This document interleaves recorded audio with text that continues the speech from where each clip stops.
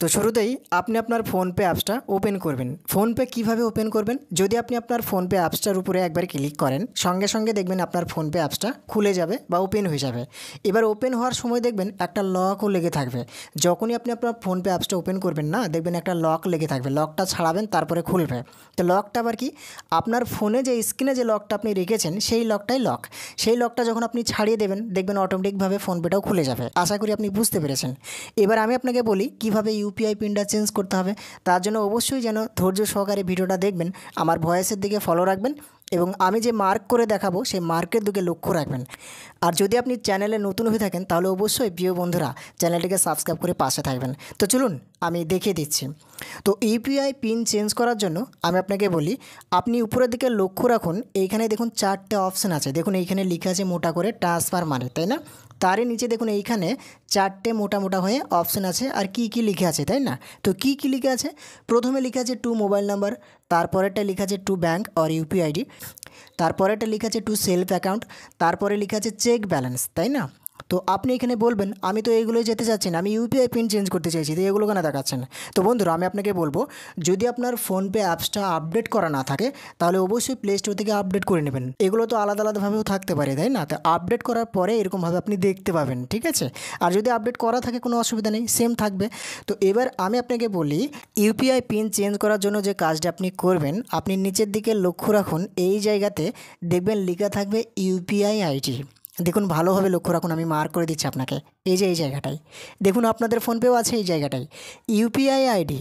তারপরে লেখা থাকবে এই জায়গাটাতে আপনার ফোন নাম্বারটা, মানে আপনার ফোনপে যে নাম্বারটা আছে সেই নাম্বারটা এই জায়গায় দেখাবে, ঠিক আছে? তাহলে বুঝতে পারলেন। এই জায়গাটাতেই আপনি একবার ক্লিক করবেন। দেখুন বন্ধুরা আমি কোথায় ক্লিক করছি, এই জায়গাটাতে একবার ক্লিক করছি। তো আপনিও এখানে ক্লিক করবেন ইউপিআই পিনটা চেঞ্জ করার জন্য।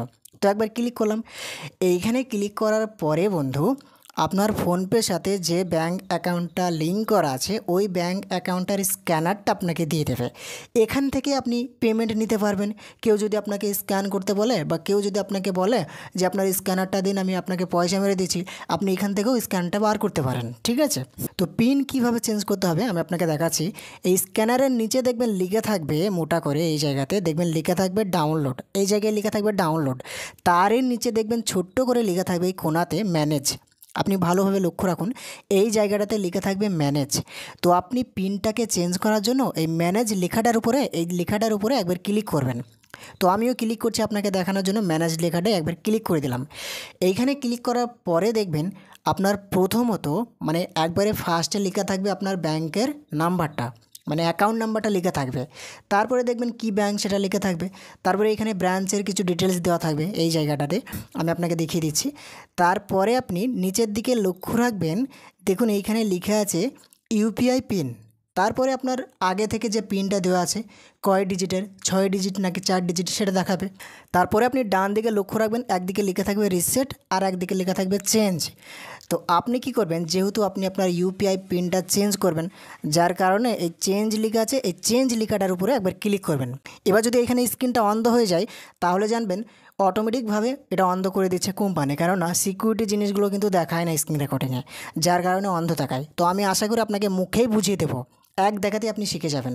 যতক্ষণ না শিখবেন ততক্ষণ আমি ছাড়বো না আপনাকে, ওকে? এটা আমার গ্যারেন্টি, আমি আপনাকে দিলাম। তো দেখুন বন্ধুরা এখানে চেঞ্জ বলে লেখা আছে, এই চেঞ্জ লেখাটায় একবার ক্লিক করবেন। এইখানে ক্লিক করার পরে বন্ধু দেখবেন এবার মনে হয় আপনার স্ক্রিনটা অন্ধ হয়ে গেছে। দেখুন সবারই স্ক্রিন অন্ধ হয়ে যাবে, আপনি ভুল ভাববেন না যে আমার কী ব্যাপার বন্ধ হয়ে গেল কেন, এরকম ভাববেন না। আমার ভয়েস তো আপনি শুনতে পাচ্ছেন, স্ক্রিন রেকর্ডিং দিচ্ছে না এই জায়গাটায়, সিকিউরিটি সেটিং, যার কারণে। তো আমি আপনাকে বলছি এখানে কি থাকবে, দেখবেন এইখানে আপনার পিনটা দিতে বলবে, মানে আপনার ওল্ড পিন, মানে আপনার আগে থেকে যে পিনটা দেওয়া আছে সেই পিনটা একবার দেবেন, ঠিক আছে? মানে আগে থেকে যে পিনটা দিয়ে আপনি কাউকে টাকা ট্রান্সফার করতেন বা আপনার ব্যালেন্স চেক করতেন, যে পিনটা দিয়ে সেই পিনটা এখানে একবার প্রেস করবেন। তো আমি আমার পিনটা একবার এখানে প্রেস করে দিলাম।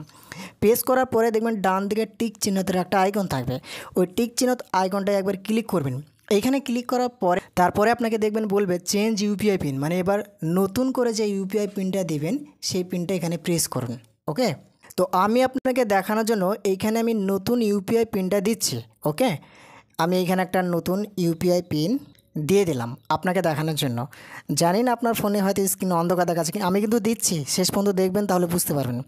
দিয়ে নতুন ইউপিআই পিন মানে যেটা আপনি দিবেন নতুন করে সেটা দিবেন, দেওয়ার পরে টিক চিহ্নতে ক্লিক করবেন। ক্লিক করার পরে আর একবার দিবেন, দেখবেন আর একবার চাইবে যে আরেকবার দিতে বলবে কনফার্ম হওয়ার জন্য।